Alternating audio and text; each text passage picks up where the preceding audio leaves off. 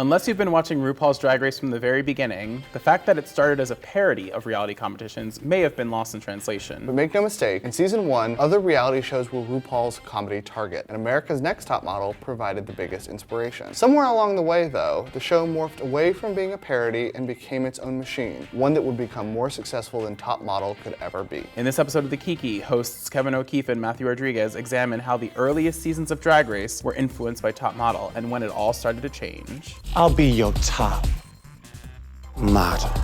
Hi, I'm Kevin O'Keefe. And I'm Mathew Rodriguez. And welcome to the Kiki, where we're still in the running toward becoming America's Next Top Drag Queen. I only have 2 hosts in my hands. The host whose name I do not call must immediately get off this set, go home, and think about what they did. So yeah, today we're here to talk about America's Next Top Model, which might feel weird to some of you because this is a show about Drag Race, but you cannot talk about one without talking about the other. Yeah, and this was actually inspired by a comment on our first video. Thank you, commenter, which is something I don't say every day. Season 1 of RuPaul's Drag Race was designed as a parody of a couple different reality shows, but including Project Runway, which is why Ru walks through the workroom in like Tim Gunn drag, but very much more so America's Next Top Model. There's a lot of parallels. First of all, you have the host who is a Black person who has been at the top of their field and was kind of like a household name, and it is built around their persona, and both Tyra and Ru kind of play a persona that's not them on the show. You have the 12 to 14 people, and I think you also have this really interesting aspect that both Model and Drag Race have that like a show like Top Chef doesn't have. The like girl on Top Model or the queen on Drag Race who's like, to quote Cameron Michaels, I had dreams bigger than my small town. You have the judging panel that starts with Ru or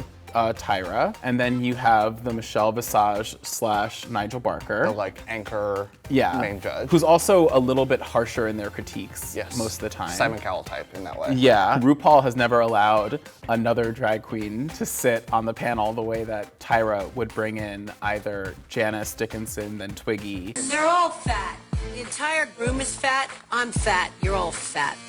We look at the first mini challenge of the first several seasons of Drag Race. It used to always be a photo shoot. Yes. Some of the great challenges, I think, were some of those. Season 6, when they had to jump off something into the ball pit and do a pose on the way. That was directly taken from a photo shoot in season 6 of ANTM, where they had to play fairy tale characters and jump. And they still emphasize walk. Kim Chi, for example, in season 8, got criticized for not having a model walk. Right. It's sort of funny to think about, like, drag queens don't model. There's nothing in drag that calls for that particular skill, and yet they are required to have it on Drag Race. And that's very much an artifact from the Top Model parody days. One other thing, obviously, is the top 3 finales, which only changed recently with season 9, where they moved to top 4. The last episode of every season of Top Model had a final 3. Instead of a mini challenge, they did the commercial, and the first girl was eliminated, then they did a final 2. When that changed was when Perez Hilton leaked that Raja had won season 3, and since then they've shot every possible crowning. Remember when people read Perez Hilton? But I think parody is an important word to emphasize here. Drag Race started campy as hell, but as the show has gone along, it's been stripped of a lot of those campier elements. It's still sort of colorful and candy-coated, but it's not really a parody of anything. I mean, look at this past season of Drag Race, season 10. They had a challenge that was about like, okay, do your drag con panel. That is as real world an application of skills as you could imagine. And that is actually, in a lot of ways, a kind of opposite trajectory of America's Next Top Model, because America's Next Top Model started so serious, but as she became more famous and the show became more famous, it leaned more into being ridiculous. In season 6, she did the infamous fall where she's acting and she pretends that she's fainting, and the challenges don't even make sense sometimes anymore. Like, in a lot of ways, they have this opposite trajectory of campy to serious. Yes. It was one of the most queer shows on TV. Oh yeah. You had Miss J saying openly to the girls, like, you can call me he, you can call me she. I think we have to tip our hats to Isis. She was on cycle 11, and then she appeared again on cycle 17, the All-Star cycle. Season. In a lot of ways,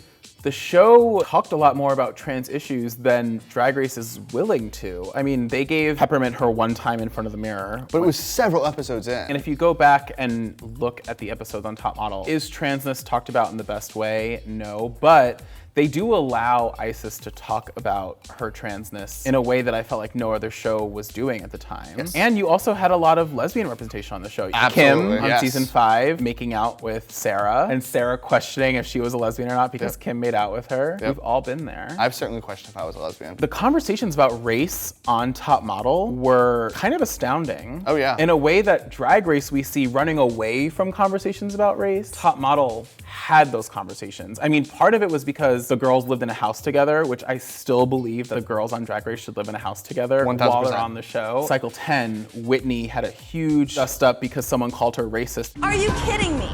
My best friend is black. Ooh, if that happened on Twitter today. Top Model in its peak would be inspiring such crazy conversations online. Totally. Right now. Well, I think a big difference between Tyra and RuPaul is that Tyra does love to talk about race. Yes. I mean, the iconic Tiffany meltdown. For you, we were all rooting for you.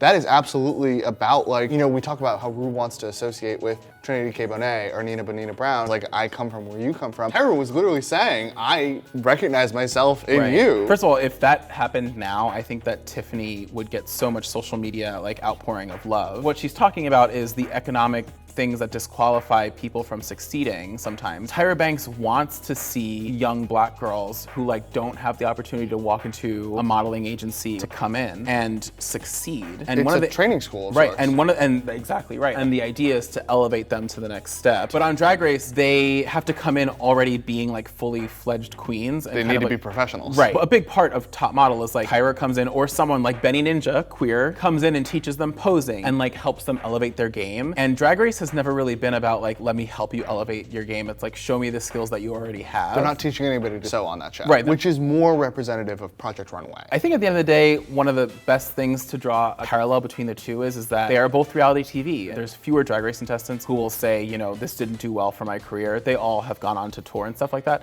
But there are definitely models who have come out of Top Model and been like, this was a reality show. It wasn't about me getting a great portfolio. Tyra has won an Emmy, but it was not for Top Model. It was for the Tyra Banks show. Meanwhile, RuPaul has won 2 for hosting RuPaul's Drag Race, and the show continues to clean up. It has 10 Emmy nominations this year. That did not happen for Top Model, but Top Model is hugely influential. I do think it's interesting that Top Model has sort of been relegated to being this relic of the past, whereas Drag Race is seen as the future. I think there's a lot of misogyny to it. It's kind of like the way Sex and the City was a groundbreaking series, but now everyone talks about it like a joke. And now Top Model was a groundbreaking reality show, but people just talk about Tyra's freakouts and blah, blah, blah. But it crawled so that Drag Race could walk, you know? Yeah. More like it crawled so Drag Race could, like, fly. It strut so that Drag Race could grow Courtney Act-sized wings and fly away.